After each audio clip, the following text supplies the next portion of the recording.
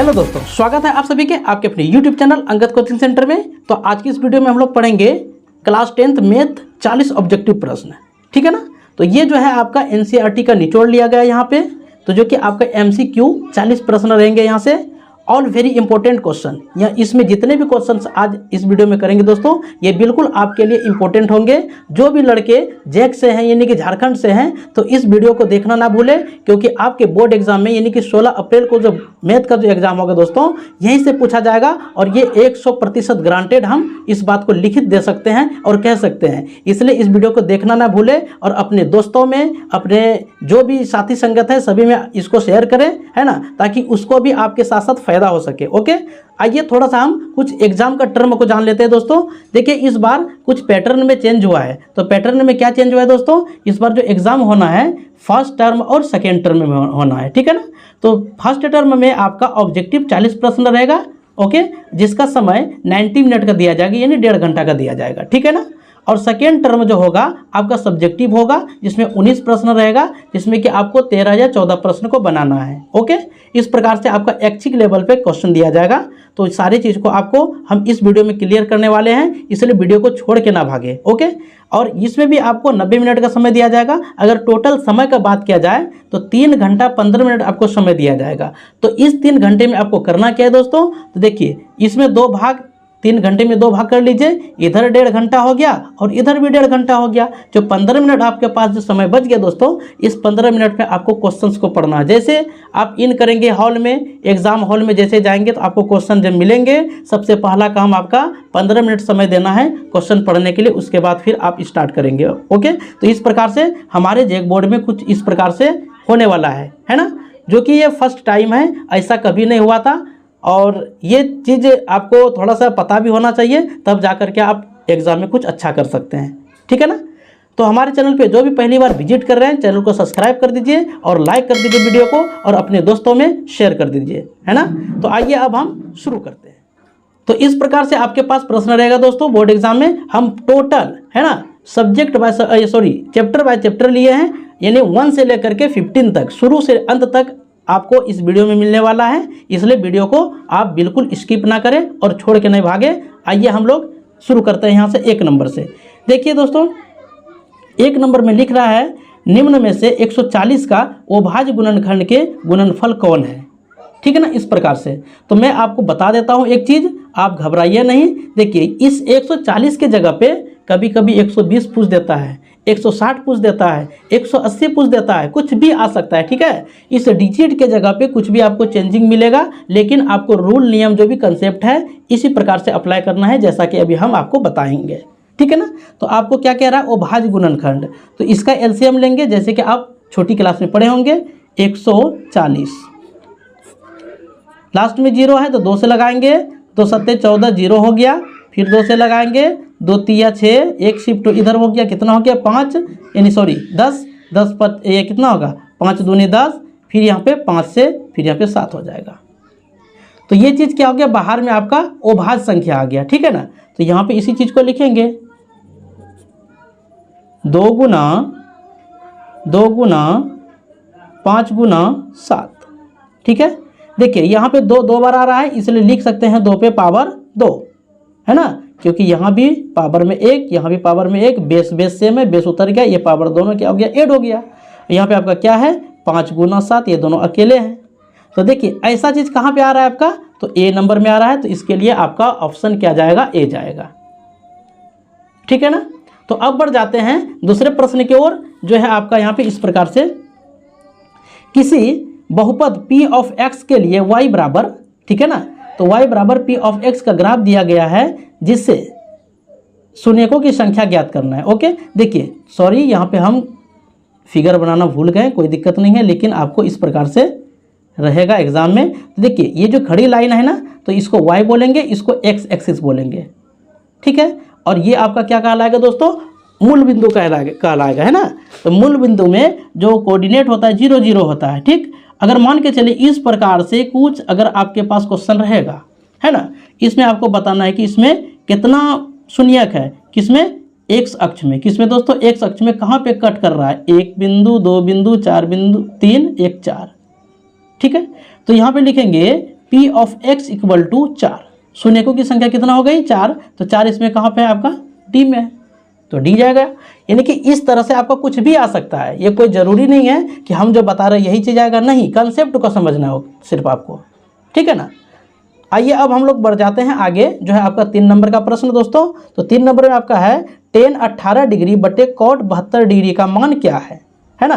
तो ऐसा ये त्रिकोणमिति से आपका प्रश्न है और ये हर साल पूछा ही जाता है, इसमें कोई इंटरफेयर नहीं होता इस प्रकार का सवाल में, ठीक है ना। हो सकता है कि साइन दे दे, यहाँ पे आपको कॉस दे दे, है ना, यहाँ पे सेक दे दे, कॉसेक दे दे, कुछ भी दे सकता है, लेकिन आपको इसी प्रकार से बनाना है जैसा हम यहाँ पे बता रहे हैं, ठीक है।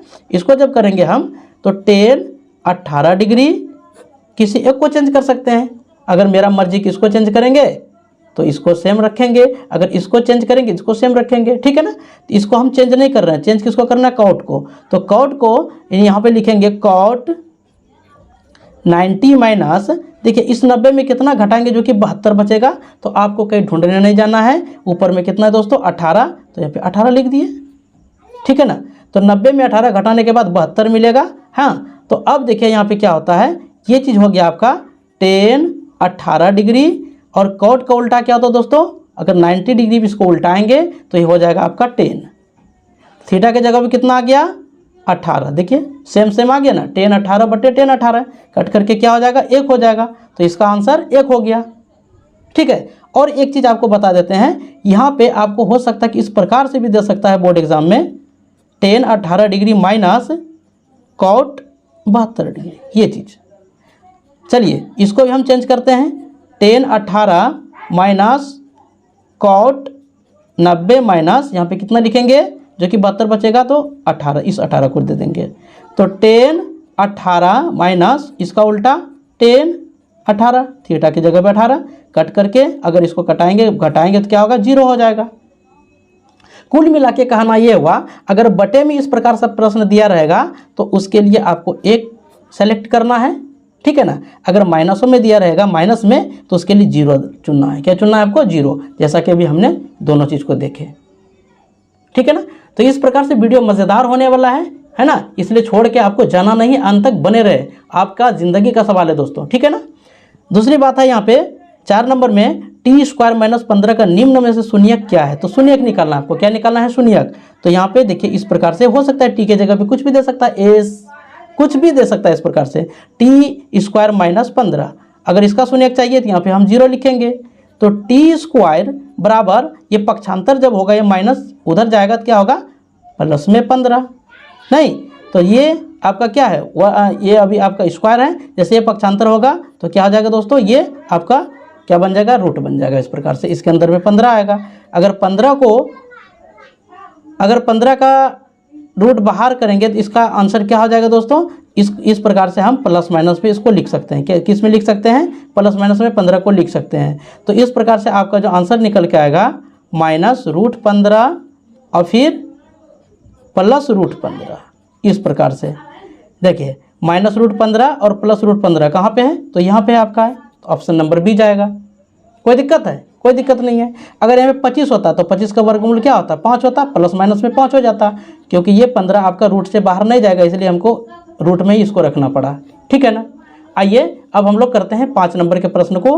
तो 5 नंबर में है आपका दोस्तों, निम्न में परमेय संख्या क्या है इसका ज्ञात करना है। और परमेय संख्या के लिए हमने कुछ बता भी रखे हैं, जो हमारे वीडियो को नहीं देखे हैं, चैप्टर वाइज हम पढ़ा रखे हैं, कर रखे हैं हर चैप्टर को, तो आप जाकर के हमारे चैनल पे सर्च कीजिएगा तो आराम से आपको मिल जाएगा, ठीक है ना। तो परमेय जो होता है, तो परमेय का कंसेप्ट क्या है, P बटे Q के रूप में जो भी संख्या होती है उसको हम क्या बोलते हैं, परमेय संख्या बोलते हैं। P बटे Q यानी भिन्न में जो चीज़ आएगा, देखिए ये जो है आपका 3 क्या है अभाज्य संख्या है ना, और ये पूर्ण संख्या नहीं है, ठीक है ना। अगर रूट के अंदर अभाज्य संख्या आता है तो इसको क्या कहेंगे दोस्तों, इसको हम बोल देंगे, इसको हम क्या बोल देंगे, इसको बोलेंगे हम ओ परमेय, क्या बोलेंगे ओ परमेय। और यहाँ पे ये रूट में आपका 4 है, ठीक है ना, रूट में आपका कितना है 4 है, ये तो पूर्ण संख्या है, इसका अगर स्क्वायरिंग करेंगे तो कितना, इसका 4 का वर्गमूल कितना होगा 2 होगा, तो ये रूट के अंदर ये क्या हो गया रूट से बाहर हो गया, तो क्या हो गया 2 हो गया, नीचे कुछ ना तो 1 है, तो ये आपका P बटे Q के रूप में आ गया आराम से, नहीं क्या आ गया P बटे क्यू के रूप में आ गया, तो इसके लिए आंसर क्या हो जाएगा, बी नंबर जाएगा। ये परमेय संख्या, ये अपर्मेय संख्या होगा, ठीक है ना। तो इस प्रकार से हम लोग करते जाएंगे आगे। तो अब आपका है 6 नंबर का प्रश्न। तो 6 नंबर को थोड़ा सा हम लोग देख लेते हैं।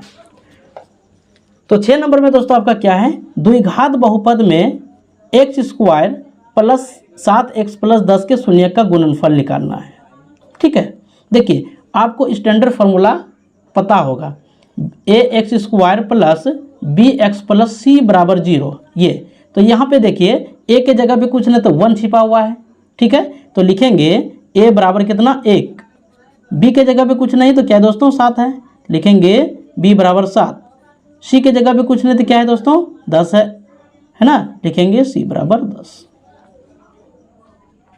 तो हमको गुणनफल निकालना है। तो गुणनफल बराबर क्या होता है, गुणनफल बराबर, जब द्विघात समीकरण में पढ़ेंगे ना, आप पढ़े भी होंगे सारे चीज़ को, है ना। तो इस प्रकार से गुणनफल का होता है c/a, ये चीज़ होता है ना। और योगफल का होता है -b/a, आपको याद होता होगा, ठीक है। देखिए c नंबर, यहाँ पे c का वैल्यू कितना है 10 है, तो 10 रखेंगे, और a का वैल्यू कितना है दोस्तों 1, तो 1 रखेंगे। यानी कि हम इसको 10 लिख सकते हैं, नीचे में जो 1 है इस 1 को हम नहीं भी लिख सकते हैं। तो इसका आंसर कितना आ गया 10, तो 10 किस में है, तो आपका C नंबर में है, ठीक है। तो ये हो गया आपका 6 नंबर का क्लियर, ठीक है। अब देखिए हम आगे करते हैं, यहाँ पे 0 -3 और 4 वाला बहुपद क्या होगा, ठीक है ना। तो इसको निकालने की इनमें से कौन सा समीकरण आपका आएगा, क्या आएगा इसके लिए। चलिए इसको अल्फा मान लिए, इसको मान लिए बीटा, ओके। और जानते हैं अल्फा और बीटा के लिए फॉर्मूला जो होता है दोस्तों, x² minus alpha plus beta into x plus alpha into beta, ये चीज़ होता है, ठीक है ना। इसके जगह पे हम क्या करेंगे, इसका वैल्यू को पुट करेंगे, बस आराम से निकल के आएगा, जो आएगा वही आंसर कहलाएगा। x² माइनस अल्फा के जगह पे क्या रखेंगे आप, -3 को, प्लस बीटा के जगह पे 4 को, इंटू एक्स प्लस यहाँ पे क्या रखेंगे -3, और प्लस यहाँ पे क्या रखेंगे 4। x² माइनस 4 में 3 घटा 1 प्लस में 1 और 1 x गुना 1 गुना x, तो क्या होगा x होगा, ठीक है ना। अब प्लस माइनस, चलिए इसको अभी रहने देते हैं। तो यहाँ पे आपका क्या हो जाएगा दोस्तों, यहाँ पे गुना है ना, सॉरी गाइज, यहाँ पे आपको गुना है तो गुना हो जाएगा। तो प्लस माइनस माइनस 4 तिया 12, ठीक है। तो ये चीज़ आपका अंतिम निकल के आया, है ना। तो इसके लिए देखिए इस प्रकार से कहाँ पे है आपका x² माइनस x माइनस 12, तो ये है यानी a नंबर के लिए जाएगा, ठीक है ना। तो जहाँ दिक्कत आपको होता है तो वीडियो को आप दोबारा भी देख सकते हैं, कोई दिक्कत नहीं है, ओके।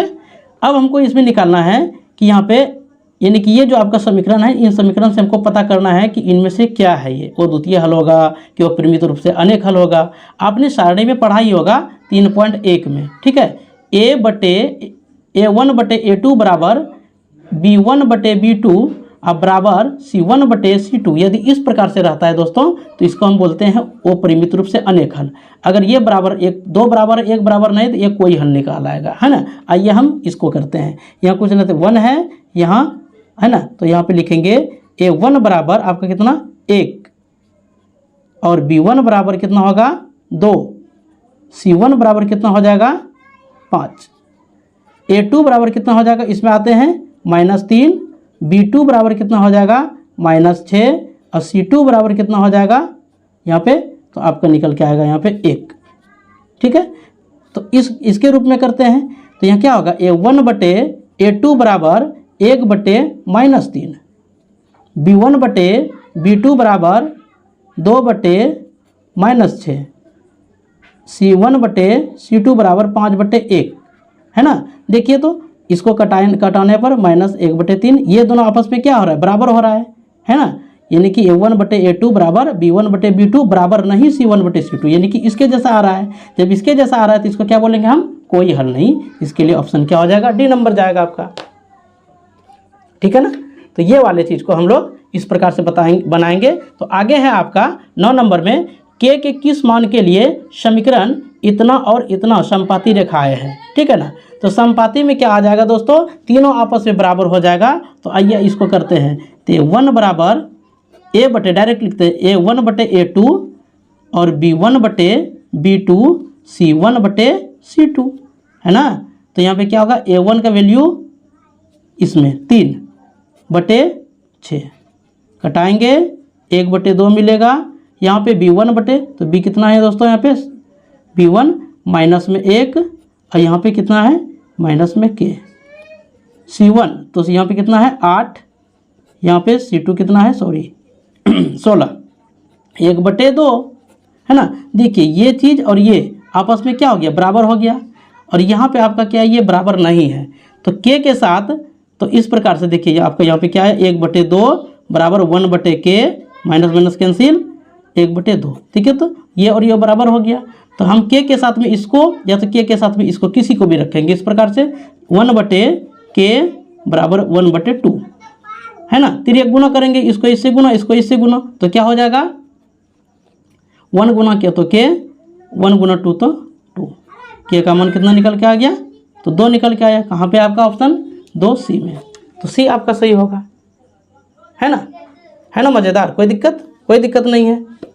तो अब हम लोग करते हैं 10 नंबर के प्रश्न को। इस तरह से हम लोग सारे प्रश्नों को बारी बारी से करेंगे, कोई टेंशन नहीं है ना। जल्दीबाजी भी आपको करना नहीं है। 10 नंबर में आपका है एक अद्वितीय हल x बराबर 2 y बराबर -3 वाले समीकरण का। देखिए अब क्या करेंगे, x के जगह पे x के प्लस पे 2 रखना है, y के प्लस पे -3 रखना है और देखेंगे कि इसमें बराबर आ रहा है, ठीक है ना। चलिए हम a से शुरू करते हैं। तो यहाँ आपका क्या है x के जगह पे 2 प्लस है तो प्लस, y के जगह पे -3 बराबर -1। देखिए यहाँ पे आपका क्या है 2 प्लस माइनस -3, अगर इसको घटाएंगे तो -1 ही बचेगा। इसके लिए क्या हो रहा है, 1 सही हो रहा है, लेकिन इसको चेक करेंगे तब ना पता चलेगा। 2x, x के जगह पे किसको रखेंगे, 2 को -3 गुना -3 है ना, क्योंकि y का मान -3 है, बराबर 5। क्या ये बराबर 5 पे आता है, 2 दूनी 4 माइनस माइनस प्लस 3 तिया 9 है ना। तो ये 13 हो जाएगा, 5 नहीं आ रहा है, इसलिए ये चीज़ नहीं होगा। तो बी नंबर चेक करते हैं। 2 गुना x के जगह पे 2 प्लस 5 गुना -3 अब बराबर -11 है। 2 दूनी 4 प्लस माइनस माइनस 5 तिया 15, 11 में 4 घटेगा तो -15 में 4 घटेगा -11 बचेगा। तो ये तो सही आ रहा है, ठीक है ना। अब इसको भी चेक करेंगे तब ना। 4 गुना 2 प्लस 10 गुना -3 बराबर -22। तो 4 दूनी 8 प्लस माइनस माइनस 10 तिया 30 तो अगर 30 में 8 घटेगा तो माइनस में 22 बचेगा, ठीक है ना। तो ये भी बराबर आ रहा है, ये भी बराबर आ रहा है, इसके लिए बी नंबर मेरा क्या होगा, सही होगा। जब ये बी नंबर मेरा सही हो गया तो आगे हम चेक करने से क्या फ़ायदा। टाइम को इस प्रकार से आपको लॉस नहीं करना है, समय का सदुपयोग करना है एग्जाम हॉल में। ओके चलिए अब हम लोग करते हैं 12 नंबर के प्रश्न को। तो 12 नंबर में है आपका द्विघात समीकरण 2x² - 4x + 3 बराबर 0 का डी निकालना है, यानी डिस्क्रिमिनेंट निकालना है, विविक्तकर निकालना है, ठीक है ना। इसका फॉर्मूला होता है डी बराबर b² - 4ac। नहीं देखिए दोस्तों यहाँ पे आपका क्या है, तो ये चीज़ आपका a है, ये b है और ये क्या आपका c है, ठीक है ना। लिखेंगे a बराबर 2, b बराबर 4 और c बराबर आपका 3 है ना। तो d बराबर b के जगह कितना रखेंगे, माइनस में है ना, सॉरी गाइस माइनस लगाना है, -4 का स्क्वायर -4 गुना यहाँ पे a के जगह पे 2 और c के जगह पे कितना 3, ठीक है। d बराबर इसको करेंगे 16 माइनस 4 तिया 12, 12 दूनी 24, अगर 16 में 24 घटाएंगे तो 8 बचेगा, बड़े के पास माइनस तो माइनस हो जाएगा, तो माइनस कहाँ पे आपका, यहाँ पे -8। तो ये हो जाएगा आपके लिए, इसके लिए आंसर, ठीक है ना। अब 12 नंबर का जो प्रश्न है, तो 12 नंबर में आपका है, ये बहुत इंपॉर्टेंट और मज़ेदार प्रश्न है, बहुत मज़ा आने वाला है। यहाँ पे है 5 × x - 5 × x + 5 = 55 है ना। 5 से कटाएंगे 11 × 5 = 55 है ना। एक सर्वसमीका आपको पता होगा जो कि 9th क्लास में आप पढ़े ही होंगे, नहीं, a² - b² का होता है formula a - b × a + b, ये चीज़ होता है ना। जब ऐसा चीज़ आता है दोस्तों, यानी कि a को a के साथ, b को b के साथ गुना करेंगे, बस सिंपल ट्रिक है, कोई दिक्कत नहीं है। यहाँ पे आपका क्या बचा, x minus 5 x plus 5, x को x के साथ 5 को 5 के साथ गुना करेंगे, x गुना x तो x स्क्वायर प्लस माइनस 5 गुना 5 25 अब बराबर यहाँ पे 11 है ना, ये तो है। तो फिर क्या करेंगे, एक्स स्क्वायर बराबर 11, ये पक्षांतर होगा तो प्लस 25 बन जाएगा, एक्स स्क्वायर बराबर यहाँ पे क्या हो जाएगा 25 और 11 36, और ये स्क्वायर जब पक्षांतर होगा तो क्या हो जाएगा, इधर आके रूट बन जाएगा, तो यहाँ पे 36 के अंदर जाएगा, जब इसका वर्गमूल करेंगे दोस्तों 6 आएगा प्लस माइनस में, तो कहाँ पे इस प्रकार से सी नंबर में, सी नंबर आंसर सही है आपका। ठीक है, तो अब हम लोग करते हैं अगले प्रश्न को, जो है आपका 13 नंबर का प्रश्न है। ठीक है, अगर समझ में आ रहा है तो लाइक करते चलिए। ओके, 13 नंबर का प्रश्न है आपका, यदि द्विघात समीकरण mx2 + 3 ये चीज़ है, ठीक है ना, हम ज़्यादा क्वेश्चन को नहीं पढ़ेंगे क्योंकि हमको समय को भी बचाना होता है। ठीक है, तो ये क्या हो जाएगा आपका a है ना, ये क्या हो जाएगा आपका दोस्तों, आपका a हो जाएगा, ये b हो जाएगा, ये c हो जाएगा। इस प्रकार से अगर हम इसको लिखते हैं इस प्रकार से तो यहाँ पे आपका क्या निकल के आएगा, a बराबर m, b बराबर 3 और c बराबर 2 है ना। तो ये चीज़ होता है आपका शून्यकों का क्या करना है, गुणनफल, शून्यकों का गुणनफल बराबर क्या होता है, c बटे a होता है। अभी हम आपको बताएं तो गुणनफल ये करना है तो इसको अल्फा इसको बीटा मान लेते हैं, अल्फा इंटू क्या होगा बीटा बराबर c का वैल्यू कितना है, तो c का मान है आपका 2, a का मान है m। अल्फा के जगह पे कितना रखना है आपको, अल्फा के जगह पे आपको रखना है 2 गुना और बीटा के जगह पे माइनस में 1/2, कैंसिल आउट 2/m है ना। चलिए इसको यहाँ पे कर लिख देते हैं, यहाँ पे आपका क्या बचा -1 बराबर 2/m बचा, यहाँ पे कुछ नहीं तो 1 है, नहीं है, इसको इससे गुना, इसको इससे गुना, इसको अगर इससे गुना करेंगे तो -m बराबर इसको इससे गुना करेंगे क्या होगा 2, तो क्या लिखेंगे m बराबर 2, ये माइनस इधर है तो इधर लिख देंगे नंबर के साथ में, तो क्या हो जाएगा m का मान -2, तो -2 डी में है, तो डी ऑप्शन आपके लिए क्या होगा सही हो जाएगा, है ना। मज़ा आ रहा है ना, कोई दिक्कत नहीं है। अब हम लोग करते हैं अगले प्रश्न को, जो है आपका 14 नंबर का प्रश्न। तो 14 नंबर में है आपका दोस्तों एपी है ना, समांतर श्रेणी आपका आ गया, अर्थमेटिक प्रोग्रेशन है ना। इस चैप्टर को थोड़ा सा ध्यान में रखना है, यहाँ से भी बहुत सारा क्वेश्चन आता है। ठीक है, और सारे टाइप क्वेश्चन यहाँ पे हम लेने का भी प्रयास किए हैं, आप घबराना आपको नहीं है। तो ये शुरू वाले को क्या बोलते हैं, ए यानी प्रथम पद, और डी क्या होगा कॉमन डिफरेंस इसको कहते हैं, इसमें इसको घटाएंगे यानी कि द्वितीय पद में पहले पद को घटाएंगे, तो क्या हो जाएगा 7 - 10 बराबर -3। एडी पता चल गया, हमको निकालना क्या है तीसवां पद, यानी कि ए का तीसवां पद निकालना है। इसका फार्मूला क्या होता है, अगर हम डायरेक्ट लिखेंगे तो ए प्लस कितना 29d लिखेंगे, क्या लिखेंगे एक कम करके लिखेंगे, है ना। क्या लिखेंगे दोस्तों, एक कम करके लिखेंगे इसमें। तो यहाँ पे बताइए आपका क्या हो जाएगा, ए का वैल्यू 10 है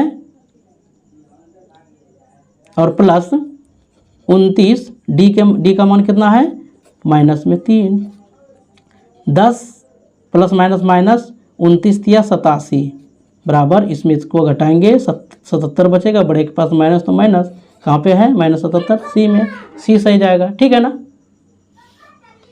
अब आपका है 15 नंबर का प्रश्न। तो 15 नंबर में आपका क्या है, डी बराबर इतना और एन बराबर इतना है, तो आपको क्या ज्ञात करना है, ए ज्ञात करना है। ठीक है ना, ए एन का भी दे रखा है। इसका फॉर्मूला आता है ए एन बराबर a plus n minus 1 into d. तो ए एन का वैल्यू कितना 4 बराबर ए का मान कितना है दोस्तों, ए का तो निकालना ही है, ए कुछ नहीं, एन का 7 - 1 और डी का कितना है -4।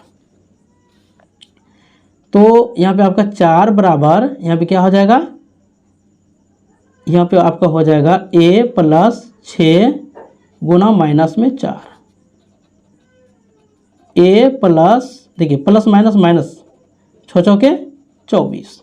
आप ऐसा कीजिए, इसको पहले लिख दीजिए आसान के लिए, a -24 बराबर इसको उधर कर देना है आपको, कितना होगा आपका यहाँ पे 4, a बराबर 4 माइनस में उधर ये प्लस बन जाएगा 24, a बराबर 28, a का मान कितना आया 28, तो कहाँ है आपका सी नंबर में है। ठीक है, और बोर्ड एग्जाम में आपको दोस्तों 2 से एबव समय मिलेगा, यानी कि 2 मिनट से ज़्यादा समय आपको मिलेगा। इसलिए आपको सॉल्यूशन सहित करना है, सॉल्यूशन करके आपको ऑप्शन को चुनना है, ठीक है ना। आपको तुक्का नहीं लगाना है, फिर दिक्कत हो जाएगा आपको। फिर आगे है आपका 16 नंबर का प्रश्न। तो 16 नंबर में है एपी का सार्व अंतर ज्ञात करना है, जिसको हम लोग इंग्लिश में कॉमन डिफरेंस कहते हैं, ठीक है ना। A18 माइनस A14 बराबर 32 है, यहाँ पे इस प्रकार से दे रखा है। तो देखिए इसको कैसे करेंगे, बहुत अच्छा प्रश्न है ये भी। A18 माइनस A14 बराबर 32। तो इसको अगर लिखेंगे तो क्या लिखेंगे, A प्लस एक कम करके लिखेंगे 17D minus A plus 13D, ठीक है। यहाँ देखिए A कैंसिल हो गया, 17D में 13D घटेगा, सॉरी यहाँ 32 देना है ना, 17D में 13D घटेगा तो 4D बराबर 32। तो D बराबर 32 बटे 4 कट करके 8 चौके 32। तो D बराबर कितना आ गया, 32, जो कि आपका ये सार्वंतर हो गया, है ना। कहाँ पे है आपका, ए नंबर में। ए नंबर सही है होगा इसके लिए, ठीक है ना। तो अब हम लोग बढ़ जाते हैं आगे, जो कि है आपका 17 नंबर का प्रश्न। तो 17 नंबर में दोस्तों क्या है, ABC। चलिए ABC का एक हम त्रिभुज बनाते हैं, दूसरा बनाते हैं DEF। इजी है, बहुत अच्छा प्रश्न है। ABC DEF क्या कह रहा है यहाँ पे, AB बटे DE। AB ये AB इसके बराबर में कौन है, DE, तो D ये वाला भुजा, ठीक है। या फिर BC इसके बराबर में कौन है, FD यानी ये वाला भुजा, ठीक है। देखिए ये वाला, तो इसके इन दोनों के, ये दोनों तो आपका रंगा हुआ भुजा है, इसके बीच में कौन सा कोण आ रहा है, D आ रहा है। और यहाँ पे ये भुजा और ये भुजा रंगा है, तो इसके बीच में कौन सा कोण आ रहा है, ये वाला आ रहा है। यानी कि कोण इधर हो गया B और इधर में कौन हो गया, कोण D। तो ये दोनों आपस में क्या है, बराबर है। तो कहाँ पे दोस्तों आपका इसमें कोण B बराबर कोण D, तो यहाँ पे है B नंबर सही जाएगा। कोई दिक्कत नहीं है। तो अब हम लोग बढ़ जाते हैं 18 नंबर की ओर, जो कि आपका इसमें टोटल हम लोग 40 प्रश्न को करेंगे, है ना। इसलिए आपको घबराना नहीं है दोस्तों, और आपको धैर्य बना करके इसको देखिए, तभी आप कुछ एग्जाम में अच्छा कर सकते हैं, ठीक है ना। देखिए बिंदु P 6-6,8 का मूल बिंदु से दूरी ज्ञात करना है। तो मूल बिंदु का अभी हम शुरू में भी बताए थे आपको, मूल बिंदु का निर्देशांक क्या होता है, 0,0। चलिए यहाँ पे हम लिख दिए, उसको O से डिनोट किया जाता है ना। मूल बिंदु को यहाँ से एक बिंदु लिए और दूसरा बिंदु आपका क्या होगा, P, यहाँ पे जो कि आपका दे रखा है -6 और 18 8, इसका 0,0 होता है। और डिस्टेंस फार्मूला हम पढ़ा भी रखे हैं, है ना। निर्देशांक ज्यामिति का पूरा चैप्टर करा रखे हैं, नहीं देखें तो देख लीजिए जा करके। डिस्टेंस फार्मूला होता है x1 माइनस x2 का whole square plus y1 minus y2 का होल स्क्वायर, है ना। तो ये OP के बराबर में, इसी के बीच का दूरी चाहिए ना। तो क्या हो जाएगा, ये है आपका x1, ये y1, ये आपका है x2, ये y2, है ना।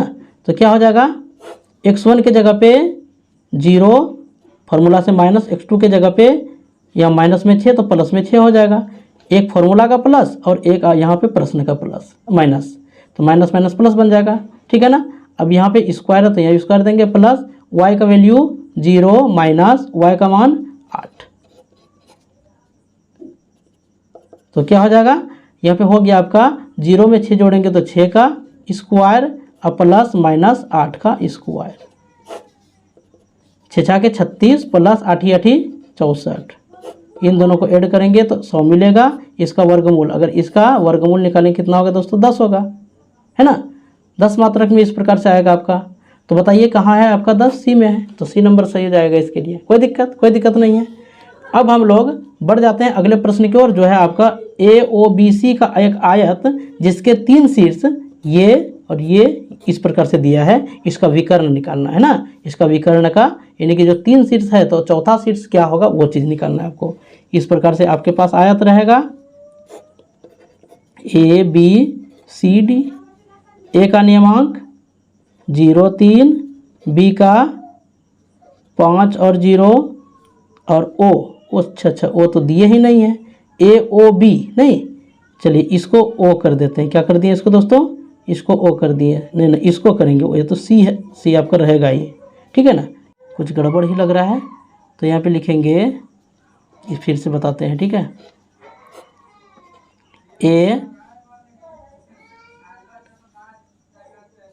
ए ओ बी सी इस प्रकार से, ठीक है ना। तो ए का 0,3, ओ का 0,0 और बी का कितना है 5,0, ठीक है। सी चाहिए हमको गाइस, होता है, कोई दिक्कत नहीं है, ठीक है ना। देखिए इसका विकर्ण ये है और इसका विकर्ण ये होगा। तो देखिए ये 3 बिंदु दे रखा, इसका क्या होगा निकालना है। देखिए इसको हम निकालेंगे, ठीक है ना। इन दोनों के निकालेंगे तो आराम से निकल के आएगा। अभी डिस्टेंस फार्मूला हम अभी आपको बताएं ये चीज़, है ना। तो यहाँ पे क्या लिखेंगे 0 - 5 ए बी बराबर अगर निकालेंगे तो क्या होगा 0 - 5 का होल स्क्वायर और फिर माइनस, बल्कि प्लस होगा, माइनस नहीं प्लस, और 3 - 0 का होल स्क्वायर, ठीक है।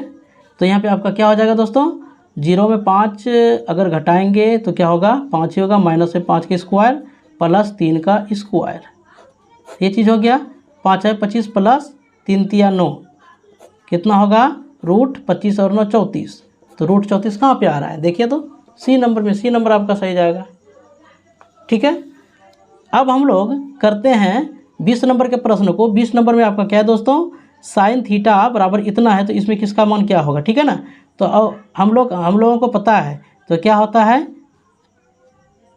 1 + tan स्क्वायर थीटा बराबर क्या होता है दोस्तों, सेक स्क्वायर थीटा होता है ना। जो कि हम 8.4 को हम करा रखे हैं, वहाँ पे जा कर के देख लीजिएगा सारे फार्मूला को, है ना। बहुत अच्छे से हम बेसिक कॉन्सेप्ट उसमें बता रखे हैं, जो कि आपको त्रिकोणमिति में कहीं दिक्कत नहीं होगा। हाँ, इसके जगह पे क्या रखना है, तो सेक स्क्वायर थीटा को रखेंगे। यहाँ पे क्या है साइन स्क्वायर थीटा बराबर 1 माइनस, इसके जगह पे क्या किसको रखना है, सेक स्क्वायर थीटा, ठीक है ना।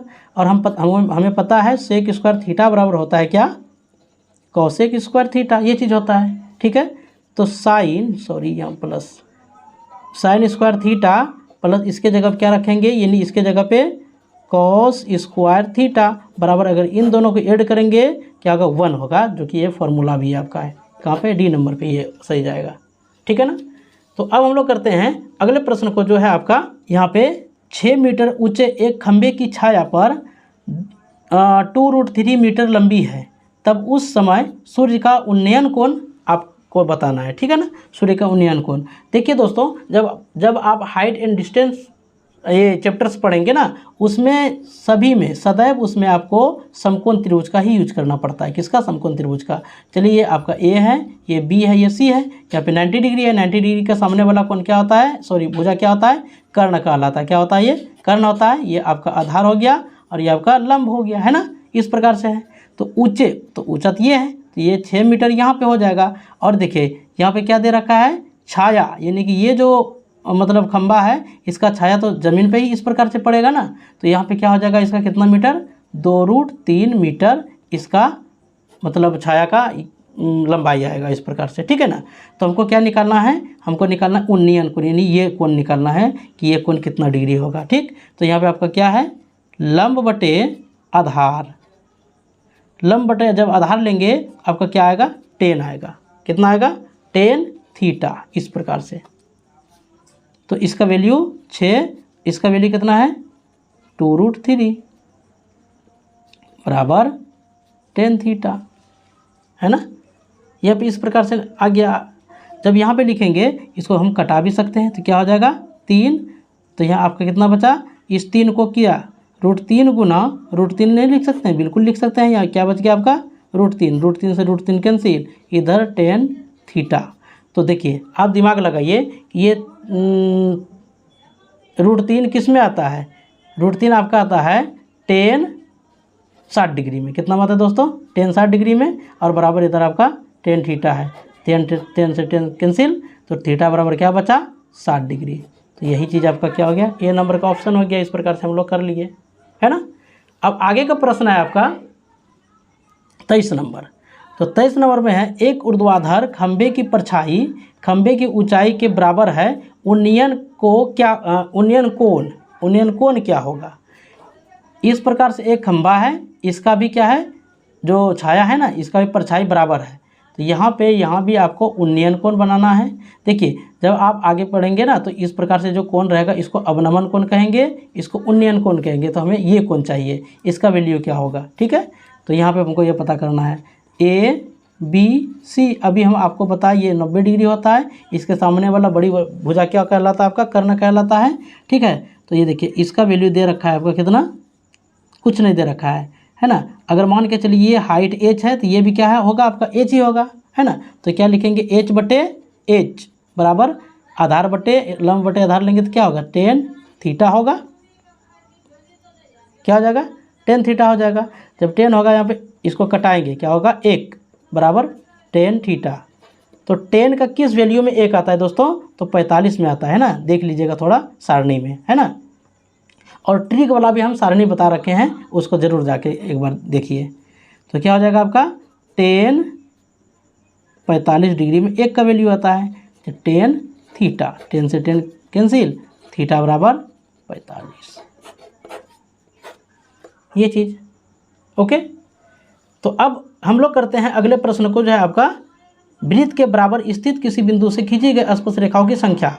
देखिए वृत्त के बाहर एक वृत्त है इस प्रकार से, इसके बाहर में एक है बिंदु, इस प्रकार से जब स्पर्श रेखा डालेंगे दोस्तों, है ना, एक स्पर्श बिंदु से एक ही स्पर्श रेखा खींची जा सकती है, ठीक है ना। तो इस प्रकार का जो रेखा होगा, कितना रेखा होगा 1 2, तो 2 रेखा होगा तो 2 नंबर जाएगा आपका, ठीक है ना। कभी कभी क्वेश्चन देगा कि एक वृत्त पे कितना हम स्पर्श बिंदु खींच सकते हैं, तो अनंत होगा इसका आंसर, क्या हो जाएगा अनंत। कभी क्वेश्चन आएगा एक बिंदु पे हम कितना समांतर छेदक रेखा से खींच सकते हैं, समांतर छेदक रेखा, है ना, तो अनंत होगा ये भी, ठीक है ना। तो ऐसा ऐसा क्वेश्चन आपको आएगा, तो वहाँ पे आप थोड़ा सा देख लेना आपको, ठीक है ना। यहाँ पे आपका है किसी वृत्त पर स्पर्श रेखाओं का ऐसा युग्म खींचने के बीच का कोण 60 डिग्री हो। देखिए इसका क्वेश्चन क्या इस प्रकार से है, यहाँ पे आप एक वृत्त बनाइए, एक बिंदु यहाँ पे स्पर्श बिंदु, एक बिंदु यहाँ पे, इसके बीच में जो कोण बना दोस्तों ये 60 डिग्री का हुआ। और यहाँ जो है इसको यहाँ से मिलाएंगे, इसको यहाँ से मिलाएंगे, तो देखिए किसी भी स्पर्श रेखा से कोई त्रिज्या डालेंगे तो इसका कोण जो होगा 90 डिग्री, इसका भी कोण होगा 90 डिग्री, ये 90 है ये भी 90 है, तो इसका निकालना है ना, ये पता करना है। तो ये देखिए 1 2 3 4, तो चतुर्भुज हो गया, चतुर्भुज का चारों कोनों का योगफल कितना होता है, इसका योगफल होता है 360। सबको जोड़ेंगे, इसको कुछ नहीं तो चलिए हम इसको x मान लेते, चलिए o मान लिए, o x क्यों o जोड़ 90 जोड़ 90 जोड़ 60 बराबर 360। अगर सबको जोड़ेंगे 90 90 180, 180 और 60 240, तो o प्लस 240 बराबर 360। तो O का वैल्यू चाहिए ना, क्या होगा 360 माइनस 240, तो 100 कितना बचना चाहिए 20, कितना आएगा 120। तो 120 कहाँ पे है, तो डी नंबर में, तो डी नंबर सही जाएगा, कोई दिक्कत नहीं है। तो अब हम लोग करते हैं अगले प्रश्न को, जो आपका है 26 नंबर का प्रश्न है। तो यहाँ पे आपका क्या है, त्रिज्या r वाले वृत्त का क्षेत्रफल क्या होता है, तो वृत्त का क्षेत्रफल पाई r स्क्वायर, हो गया बात खत्म, है ना। सभी वृत्त एवं ये वर्ग क्या होते हैं, तो समरूप होते हैं। क्या होते हैं दोस्तों, समरूप, इसको याद रखना है आपको, ठीक है ना। आगे का प्रश्न है आपका, निम्न में से द्विघाती सूत्र कौन है। तो आपका द्विघाती सूत्र ये है, ये सब चीज़ याद रखने वाला सूत्र है, तो सूत्र को थोड़ा सा आपको याद रखना पड़ेगा, ठीक है ना। तो आगे हम लोग बढ़ते हैं, यहाँ पे आपका यदि d बराबर 0 है तो शून्य क्या होगा, तो शून्य बराबर या तो वास्तविक होगा, यही होगा। देखिए इसमें 3 कंडीशन है, अगर d बराबर 0 होगा तो बराबर होगा या फिर वास्तविक होगा। अगर d बड़ा है 0 से तो इस कंडीशन में क्या होगा, वास्तविक होगा। अगर d छोटा है 0 से d तो इस कंडीशन में क्या होगा, यानी कि असमान और काल्पनिक होगा। तो यहाँ बराबर का बात कर रहा है तो हमको बराबर में टिक लगा देना है, बात खत्म। अब है आपका 30 नंबर का प्रश्न। तो 30 नंबर में यदि कर्ण स्क्वायर बराबर लंब स्क्वायर जोड़ आधार स्क्वायर होता है तो कैसा त्रिभुज होगा, तो भैया समकोण त्रिभुज होगा, है ना। इस प्रकार से क्या होता है, समकोण त्रिभुज होता है, ठीक है। ABC, तो AC स्क्वायर बराबर AB स्क्वायर जोड़ BC स्क्वायर, इस प्रकार से। जब हम इसको और इसको जोड़ करके दोनों का वर्ग करेंगे, किसके वर्ग के बराबर होगा, तो कर्ण के वर्ग के बराबर होगा, जो कि ये समकोण त्रिभुज में ये सब चीज़ लागू होता है। ठीक है ना। तो ये हमने 30 नंबर तक क्लियर कर लिया। अब हमारे पास 10 क्वेश्चन बच रहा है दोस्तों, अब उसको अभी हम धीरे धीरे देख लेते हैं, है ना। 31 नंबर में देखिए क्या है। तो 31 नंबर में आपका है साइन 90 माइनस थीटा बराबर क्या होगा। ये तो बहुत इजी है, साइन 90 माइनस थीटा। देखिए इसको उल्टाएंगे तो क्या होगा, साइन का उल्टा कॉस होगा, कॉस थीटा कहाँ पे है, बी नंबर, हो गया सही। ठीक है। अब देखिए वर्ग अंतराल, तो वर्ग अंतराल जब करेंगे आप, ये सांख्यिकी चैप्टर का आपका है ना, तो वर्ग अंतराल में क्या करेंगे, ऊपरी सीमा, ये फॉर्मूला है होता है, जाके देख लीजिएगा, जोड़ निम्न सीमा। पहले निम्न सीमा लिखना चाहिए था, कोई बात नहीं है ना। तो आपका ऊपरी सीमा 25 जोड़ निम्न सीमा यानी छोटा सीमा कितना है 10/2, 10 और 25 35/2। अगर इसका आधा करेंगे 17.5 मिलेगा, नहीं मिलेगा 17.5 कहाँ पे, बी नंबर सही जाएगा, कोई दिक्कत है ना। तो इसको हम क्या बोलते हैं, CM क्लास मार्क, है ना। वर्ग चिन्ह ये भी बोल सकते हैं, वर्ग चिन्ह बराबर क्या होता है, निम्न सीमा जोड़ ऊपरी सीमा। तो इसको हम क्या करें, निम्न सीमा में 10 को, ऊपरी सीमा में 25 को रख दिए, दोनों को जोड़ करके 2 से भाग जितना आएगा वही आंसर। ठीक है ना। अब हम लोग करते हैं इस प्रश्न को, जो बहुत ही जानदार और शानदार भी है। ये यहाँ पे आपका क्या है, 9 sec square A minus 9 10 square A। तो 9 को कॉमन करना है, तो क्या बचा, सेक स्क्वायर A माइनस 9 को पहले बाहर कर चुके हैं, 10 स्क्वायर थीटा, सॉरी एक करना है A, है ना, A, क्योंकि यहाँ एंगल A, यहाँ भी एंगल A। तो हमको पता है 9, यहाँ पे कुछ नहीं गुना, तो क्या हो जाएगा दोस्तों, sec square theta plus 10 square theta बराबर 1 होता है। तो 9 गुना 1 तो 9, तो 9 कहाँ पे आपका है, डी नंबर में, डी नंबर सही जाएगा आपका, है ना। आगे का प्रश्न है आपका, एक्स निर्देशांक को क्या कहते हैं। भैया एक्स के निर्देशांक को हम क्या कहते हैं, भुज कहते हैं, क्योंकि निर्देशांक जो है ना, निर्देशांक 2 बिंदु से मिलकर के बनता है, निर्देशांक एक्स और वाई। तो एक्स को क्या बोलते हैं, भुज, और वाई को क्या बोलते हैं, कोटि। ठीक है, भुज और कोटि को मिलाएंगे तो निर्देशांक मिलेगा। तो इसमें कह रहा है एक्स क्या है, तो भुज है, भुज सही जाएगा। इसका करते हैं 4u स्क्वायर प्लस 8u का शून्यक। तो शून्यक इसका क्या होगा दोस्तों, इसमें निकालेंगे डायरेक्ट, हमको यहाँ पे 4 को कॉमन करेंगे, किसको करेंगे कॉमन, चलिए 4u को करते हैं, 4u। तो यहाँ पे 4 को कॉमन किया तो 1u अंदर बचा, प्लस 4 दूनी 8, 2 u को बाहर किया तो ये बचा बराबर 0। देखिए ये भी क्या करना है, 4u बराबर 0, तो u बराबर लिखेंगे तो क्या होगा, 0/4, इसका वैल्यू 0 आ जाएगा, u का मान 0 हो गया। ठीक है ना। आपका बच गया फिर यहाँ पे क्या, u + 2 बराबर 0, तो u बराबर माइनस में 2, तो क्या 0 और -2 कहाँ पे है, 0 और -2, तो यहाँ पे आपका है, तो ये आपका सही आंसर जाएगा। ठीक है ना। किसी को भी पहले निकाल सकते हैं, कोई खास बात नहीं है इसमें। ठीक है ना। अब आपका है आंकड़ा, यानी डाटा आपका दिया है 2 12 0 9 5 15 7 4 की माध्यिका क्या होगी, माध्यिका निकालना है। माध्यिका मतलब बीच वाला चीज़ को निकालना है। देखिए यहाँ पे कितना संख्या, 1 2 3 4 5 6 7 8, इधर से लेते हैं 2 नंबर, इधर सॉरी 3 1 2 3, इधर से 1 2 3 लिए, बीच में कौन बच गया आपका, ये दोनों बच गया। तो इन दोनों को क्या करेंगे, 9 और 5 को जोड़ेंगे और 2 से भाग लगाएंगे, 9 5 14, कितना हो गया, 14/2, क्या हो गया 7। कोई दिक्कत नहीं है। तो अब हम लोग बढ़ते हैं 37 नंबर के प्रश्न की ओर, जो है आपका ये वाला प्रश्न। निम्नलिखित में कौन सी संख्या किसी घटना की प्रयेकता नहीं होगी। ठीक है, देखिए प्रोबेबिलिटी ऑफ इवेंट, ये घटना कब होगा दोस्तों, जब ये 1 से छोटा या बड़ा होगा, और 0 से ये इवेंट 0 से बड़ा या बराबर होगा, है ना। तो ये चीज़ आपको याद रखना है, यानी कि घटना कब घटता है, जब 0 और 1 के बीच में होता है तब घटता है। 0 से बड़ा या तो बराबर होगा या तो 1 से छोटा या बराबर होगा, इस प्रकार से। तो आप बताइए 1/2 है ना, इसमें नेगेटिव पूछा है ना, नेगेटिव पूछा है, इस पर ध्यान देना है। 1/2 है तो ये क्या है, 1 से छोटा और 0 से बड़ा, तो इसमें नेगेटिव पूछा तो ये तो होगा नहीं। 15% ये भी नहीं होगा, यहाँ पे ये तो 0 से बड़ा है और 1 से छोटा, ये भी नहीं होगा। माइनस में ये 0 से छोटा हो गया, तो इसका आंसर यही जाएगा, है ना। यहाँ पे क्या है, फिर से पढ़ते हैं, निम्नलिखित में से कौन सी संख्या किसी घटना की पर्यकता नहीं हो सकती है, तो यही नहीं हो सकती है, बात खत्म।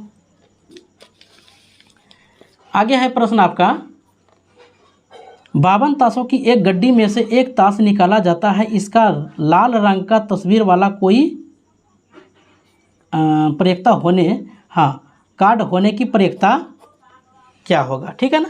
तो ये चीज़ है आपका सवाल। देखिए दोस्तों, आपको बता देना चाहते हैं 52 पत्तों में से टोटल जो है ना, यानी कि 6 इसमें 2 लाल कितना होता है, कितना कलर होता है, लाल और काला कलर होता है ना, काला कलर होता है। तो 6 पत्ता आपका तस्वीर वाला होता है लाल में, 6 पत्ता आपका होता है तस्वीर वाला काला में, टोटल पत्ता तस्वीर वाला 12 पत्ता होता है। अगर ताश खेलते हैं तो देख सकते हैं, ठीक है, वहाँ पे, ठीक है ना। तो यहाँ पे हमको क्या निकालने बोल रहा है, तस्वीर वाला पत्ता, कौन कलर का भैया, लाल कलर का। लाल कलर का कितना पत्ता है, तो आपका 6, तो यहाँ पे लिखेंगे पर्यकता। हाँ, तो क्या लिखेंगे, परिणाम संभव, परिणाम संभव परिणाम, ये चीज़ संभव परिणाम, ये लिखेंगे बटे कुल संभव। क्या लिखना है, कुल संभव। इस प्रकार से देखिए, आप बताइए कि संभव परिणाम कितना है, तो 6 है। लाल रंग का तस्वीर वाला पत्ता कितना है, 6 है, और कुल पत्ता कितना है, 52 है, तो 52 नीचे में लिखेंगे, है ना। 3 दूनी 6 और 13 दूनी 26, 3/26 ए में, ए नंबर सही जाएगा, कोई दिक्कत नहीं है। 39 नंबर में है, जब एक पासे को फेंका जाता है तो उससे छोटी संख्या विषम संख्या, देखिए इस प्रकार से आपके पास डाइस होता है, इसको पासे बोलते हैं, है ना, लूडो का गट्टी इस प्रकार से होता है, ओके। इसमें अधिक कितना संख्या होता है दोस्तों, 1 से लेकर के 6, 1 2 3 4 5 6, ये संख्या होती है, ठीक है ना। इसमें क्या कह रहा है, उसे छोटी एक विषम संख्या, है ना, कितना से छोटी कह रहा है, 3 से छोटी, तो 3 से छोटी तो 1 और 2 है, इसमें विषम संख्या कौन है, तो आपका 1 है।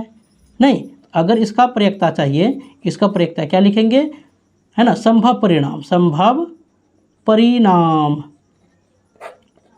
कुल संभव परिणाम, कुल संभव परिणाम। बताइए संभव परिणाम कितना, 1 है, 1 लिख दिए। कुल संभव परिणाम कितना है, टोटल 1 2 3 4 5 यानी 6 है, 6 लिख दिए, है ना। लूडो के गट्टी में अधिक कितना, उसमें मतलब पाठ्यांक रहता है, कितना रहता है, तो 6 तक रहता है ना। तो इसलिए हमने यहाँ पे क्या लिखा, 1/6, 1/6 कहाँ पे, 1 में है, तो ये आपका आंसर हो जाता है, ठीक है ना। तो अब जो है दोस्तों आपका सबसे लास्ट प्रश्न और एंड प्रश्न, ओके। तो ये है आपका 40 नंबर का, सबसे छोटी अभाज्य संख्या क्या होगा। सबसे छोटी अभाज्य संख्या क्या होता है भैया, दोस्त 2 होता है, ठीक है ना। यहाँ से मेरा 40 क्वेश्चन बहुत ही अच्छे से हम और बहुत ही शानदार तरीके से इसको बताने का प्रयास किया दोस्तों, और यहीं पे आज हम ब्रेक मारते हैं। और इसी प्रकार का वीडियो पाने के लिए हमारे चैनल को सब्सक्राइब करें और आए हुए बेल घंटी को भी दबा दें, ताकि हम जो भी वीडियो अपलोड करें उसका नोटिफिकेशन आपके पास सबसे पहले मिले, है ना। तो ज़्यादा बात नहीं करेंगे और आज हम यहीं पे इस लेसन को ख़त्म करते हैं, क्योंकि 40 क्वेश्चन मेरा पूरा हो गया है। तो अब मिलते हैं दूसरे यानी कि नेक्स्ट वीडियो में। All the best, thank you, bye bye, जय हिंद।